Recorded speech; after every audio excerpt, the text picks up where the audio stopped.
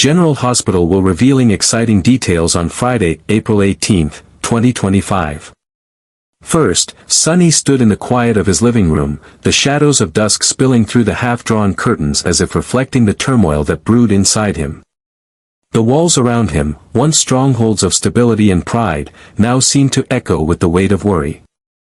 In that silence, Carly arrived, not just as an ex-wife, not merely as the mother of his children, but as the one person he knew he could trust when everything else seemed to be slipping through his fingers. Without needing to be asked, she sat beside him, her presence a calm anchor in the storm of his emotions. He began to speak slowly, as though each word carried the burden of things he had tried to suppress for too long. Sonny had always tried to shield his family from pain, but now he could no longer keep the storm at bay. His voice trembled with frustration and sadness as he recounted the most recent chaos caused by Christina. Her impulsive decisions had spiraled out of control, leading to consequences that no one could have anticipated. He had hoped she would grow past the recklessness of her younger years, but instead, she had dragged Alexis, her own mother, into a disastrous situation that could not be ignored. Alexis, ever the protector despite her own past mistakes, had felt compelled to cover for Christina. In doing so, she drained every cent of her savings to satisfy Ava's demands, hoping to end the turmoil before it grew worse. But Sonny, with years of hard-earned experience in dealing with people like Ava, knew better. He had seen that look in her eyes, calculated, manipulative, and always seeking the next advantage. He feared that this wouldn't be the end of it. Ava had gotten what she wanted once, and there was no guarantee she wouldn't push again, demanding more, threatening more, dragging them deeper into a web of power plays and emotional blackmail. But even all of that paled in comparison to the fear Sonny now carried in silence, his heart condition. It wasn't just a nagging pain or a passing concern. It was serious, and the doctors had made it clear, surgery was necessary. The operation came with significant risks, risks that Sonny didn't dare speak of to many, but with Carly, he let down the mask. He admitted his fear, not of death itself, but of leaving everything unfinished. Of leaving his children vulnerable.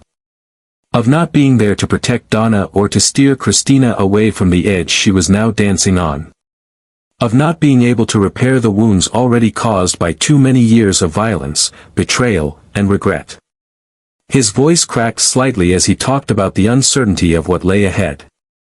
A man who once stared down his enemies without flinching was now haunted by his own mortality. The image of the once indomitable mob boss faltered for a moment, not because he had lost strength, but because he had finally allowed himself to feel the fear that came with being human. Carly's heart ached as she listened. There were no lectures or criticisms, just the soft sound of her breathing, steady and reassuring. Her eyes never left his face, reading every subtle twitch of emotion he tried to suppress. She didn't need to remind him of his strength or his legacy. Instead, she reminded him of his worth, not as a boss, not as a provider, but as a father, a friend, and a man who had loved deeply and fought for everything that mattered. She told him that it was okay to be scared. That it was okay to lean on someone else for once. She didn't promise that everything would be fine, because she knew better than anyone that life never made such promises. But she did promise that she wouldn't let him go through this alone. Carly, despite all their history, had always seen the man behind the power, the soul behind the shadow. She had seen Sonny at his worst and at his most vulnerable, and she still chose to be by his side, not out of obligation, but out of love that time and distance had never truly erased. In that moment, as the evening light faded and night crept in, Sonny felt a fragile peace settle within him. The problems hadn't vanished. His fears hadn't disappeared. But Carly's presence gave him the strength to breathe again. For now, that was enough. And as long as he could fight, he would. For Christina. For Alexis. For himself. And maybe, just maybe, for Carly too. Second, after weeks of mounting tension and unanswered questions, Anna and Felicia finally found a quiet moment to sit down together. The weight of unspoken concerns lingered in the air between them as they settled into the worn leather chairs of Anna's office, the dim light casting long shadows across the room. It wasn't just a friendly reunion, it was a long overdue exchange of truths shaped by months of secrets and dangerous pursuits. Felicia, who had been working discreetly behind the scenes, wasted no time in bringing Anna up to speed. She revealed that she had approached Carly with a bold proposition, a strategic alliance designed to pry crucial information from Brennan, whose web of influence seemed to stretch far beyond what anyone had anticipated. Carly, ever the sharp strategist and fiercely loyal to those she trusts, had agreed almost immediately. She understood the gravity of the situation and didn't hesitate to insert herself into the heart of the investigation, knowing full well the risks that came with it. What Felicia had managed to uncover since then was nothing short of alarming. Every scrap of information she had meticulously pieced together painted a darker, more calculated picture of Brennan than either of them had expected. His connections weren't just confined to his known allies, there were hints of deeper, more sinister dealings, some reaching into the highest levels of influence, both local and beyond.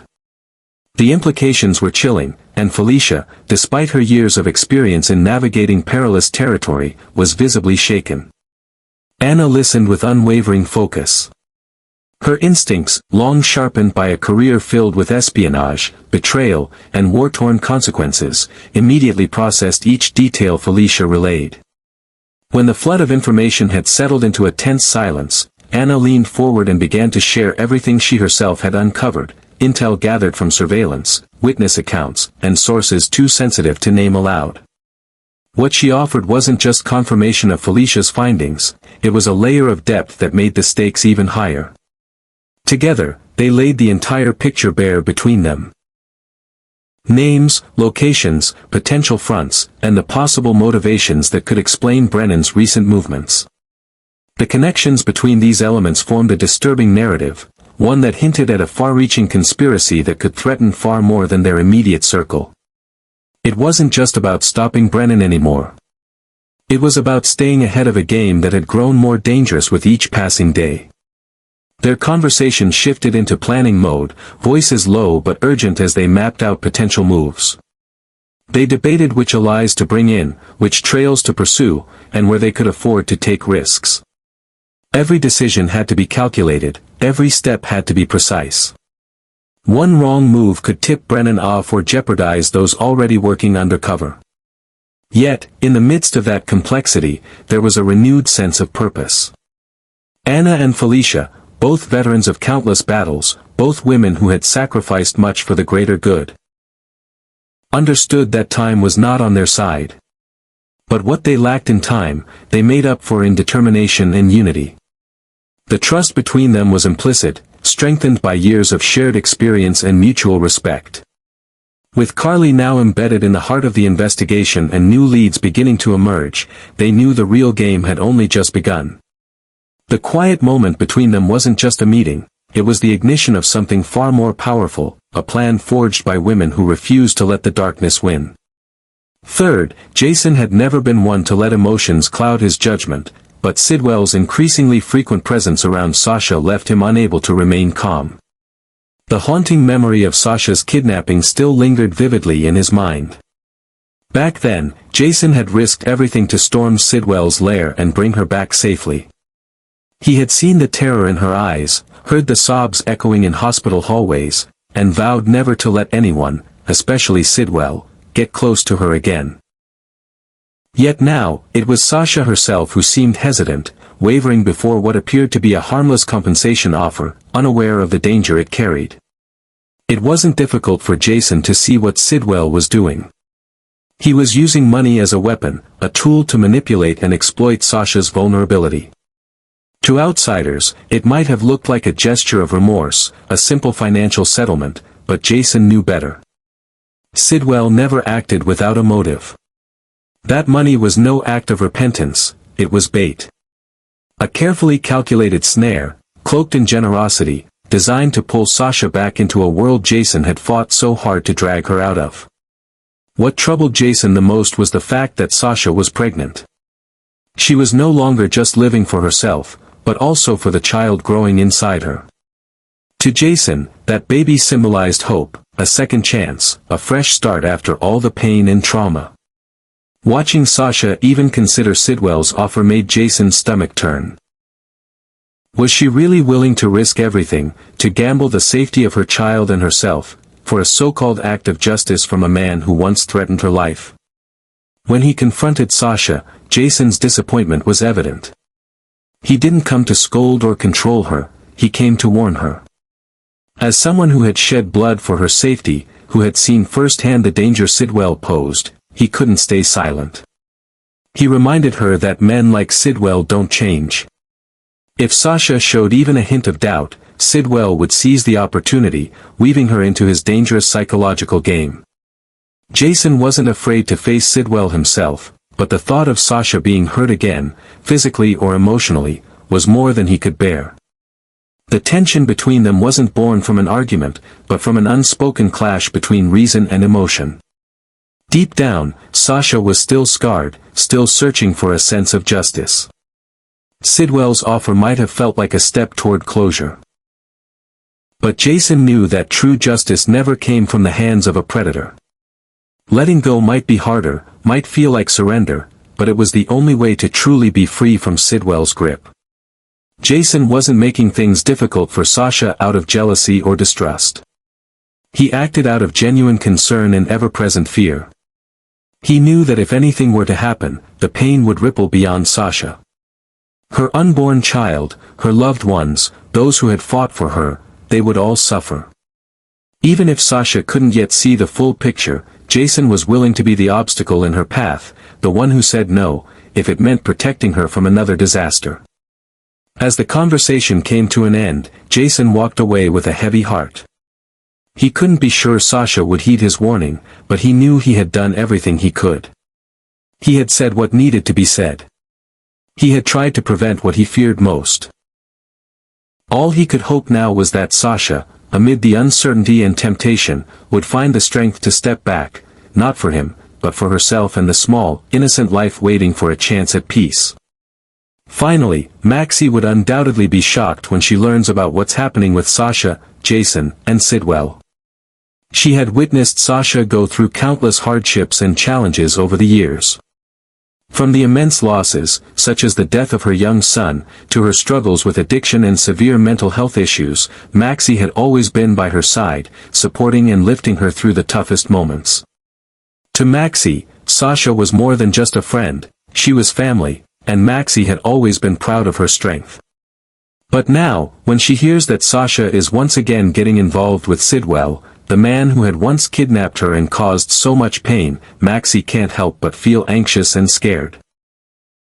Maxie's shock doesn't just stem from the fact that Sasha is once again interacting with Sidwell, but from the truth that Sasha is now pregnant. The child inside her is not just an innocent life, it represents hope, a new beginning after all the pain Sasha has endured. The mere idea that Sasha would agree to meet with Sidwell or even listen to his offers leaves Maxie heartbroken with rage.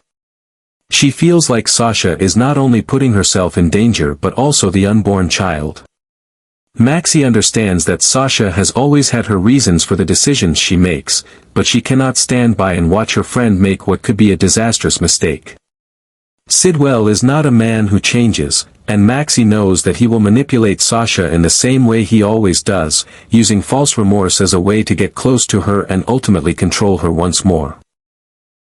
The fact that Sasha, while pregnant, would entertain these ideas makes Maxie feel as though her friend is losing her ability to see clearly due to the emotional turmoil she's facing. Maxie is terrified that, without realizing it, Sasha is heading into dangerous territory again. Maxie's shock isn't just about the situation, it's about her overwhelming sense of despair. She can't understand why Sasha would allow Sidwell back into her life. Although Sasha may have reasons, Maxie feels that she's losing the ability to make wise decisions because of her emotional vulnerability and the complex relationship with Sidwell.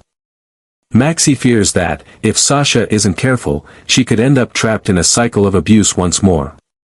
Maxie won't sit idly by and watch her friend walk into this storm without doing something.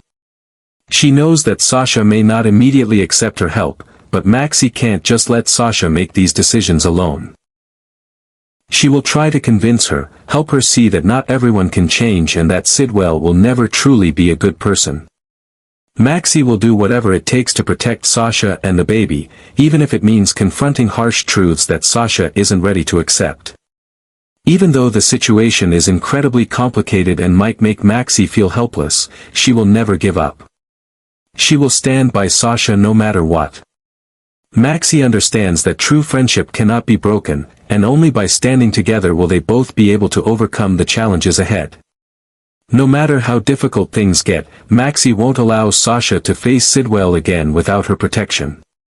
Maxie will continue to fight for her friend, for the child, and for their future.